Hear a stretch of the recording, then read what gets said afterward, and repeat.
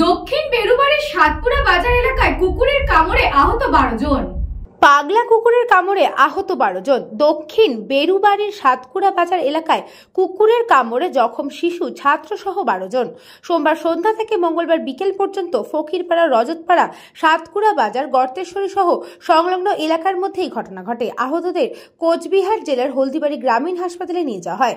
স্থানীয়রা জানান, সোমবার সন্ধ্যায় প্রধানপাড়া এলাকার রান্নাঘরে ঢুকে একটি কুকুর হঠাৎ করে কামড়াতে শুরু করে। এরপর রাতে সাতকুড়া হাই স্কুলের পিছনে কুকুরদের নিজেদের মধ্যে মারপিটের সময় মহাবুল মণ্ডলের পায়ে কামড় দেয়।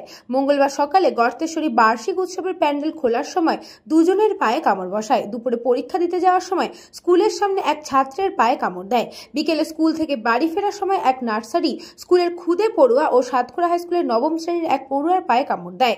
এরপর সাতকুড়া বাজারে পরপর 4 জনকে কামড় দেয়। কুকুরের কামড়ে কারো গালে, কারো কোমরে, কারো বা পায়ে ক্ষত হয়।